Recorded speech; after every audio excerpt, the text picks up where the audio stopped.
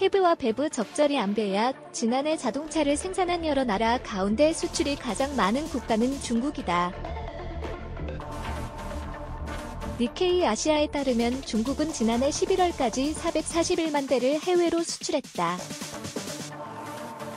그 다음이 일본으로 399만 대를 기록했는데 두 나라의 차이는 친환경차 비중이다.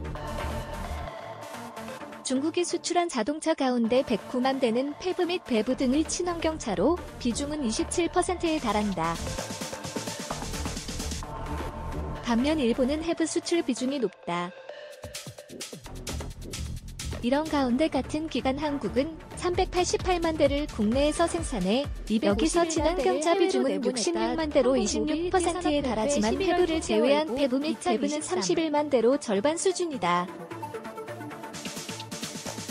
친환경차 수출 숫자는 중국이나 일본 대비 작을 수 있지만 무엇보다 한국이 주목받는 이유는 수출 차종이다.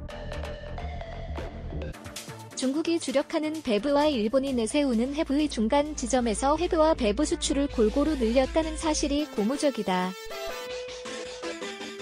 지금은 해브와 배브 모두 친환경으로 묶이지만 점차 글로벌 완성차 업계에선 해브의 개념 정의를 달리해야 한다는 목소리가 높아지고 있어서다. 해브가 사용하는 전력 또한 결국 화석연료에 기반하고 있어 해브를 친환경 목록에서 배제하려는 움직임이 역력하기 때문이다. 반면 배브의 확장이 더디고 소비자 또한 해브 선호도가 높다는 점에서 해브가 글로벌에서 대세가 될 것이라는 전망도 쏟아진다. 유럽연합 내 일부 국가 또한 배브 보조금을 축소하거나 없애는 등 보급 속도를 조절하기 시작했다는 얘기도 들려온다.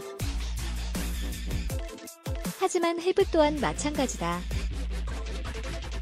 유럽 내에선 해브와 페브의 탄소 배출량 절감 효과가 부풀려졌다며 갖가지 혜택을 줄이는 국가가 많다.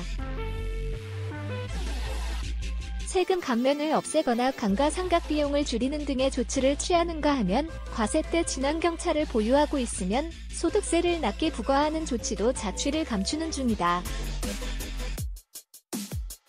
해브는 내연기관, 아이스의 연장선이라는 주장에 힘이 실리는 배경이다. 이런 흐름은 자동차에서 사용하는 전력의 생산 방식에서 비롯됐다. 재생에너지 비중이 높은 일부 유럽 국가는 해브가 사용하는 전기를 문제 삼는다. 해브 전기가 100% 화석연료 엔진으로 만들어지는 탓이다. 물론 페브의 경우 플러그를 통해 외부 전원을 충전하면 신재생에너지 전력을 일부 담을 수 있지만 그간 해브와 배브의 분류법이 플러그 충전 가능 여부였다면 이제는 사용하는 전기 생산 방식으로 나누자는 요구다. 유럽연합이 내세우는 논리는 명확하다. 시장 및 산업적 보호 배경을 떠나 해브, 페브, 배브 등 어떤 자동차라도 구동에 필요한 전기에너지를 무엇으로 만드느냐를 봐야 한다는 주장이다. 변화 위기가 심각해지는 시점에서 수송 부문의 에너지를 전기로 바꾸는 것에는 동의하지만 그보다 중요한 것은 이때 사용되는 전기의 생산 방식이라는 것이다.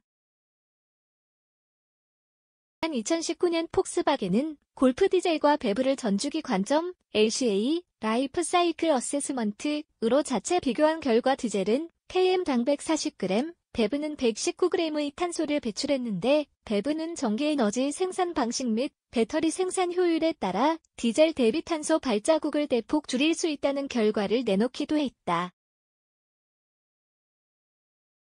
그래서 이제는 친환경 등호 고효율이 아니라 친환경 등호 신재생 전기에너지로 개념이 달라질 태세다.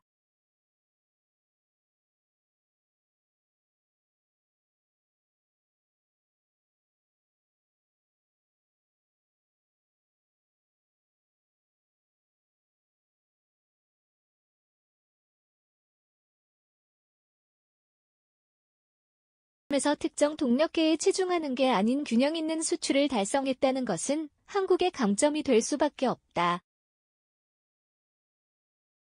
같은 흐름을 고려할 때 2024년 또한 동력계의 복합 시대는 계속되기 마련이다.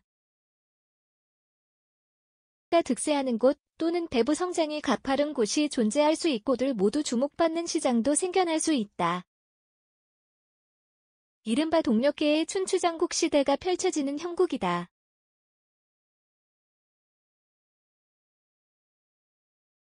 이럴수록 한국의 완성차 수출에는 청신호가 들어오기 마련이지만 걸림돌은 역시 산업보호주의다. 부는 개방에도 배부는 닫으려 하는 모습이 곳곳에서 포착되고 있어서다. 해결책은 현지 생산이지만 이 경우 국내 생산이 감소할 수밖에 없어 우려된다. 2024년에는 문제 해결이 가능한 뾰족한 돌파구를 찾는데 힘을 모아야 하지 않을까 한다. 권용주 편집위원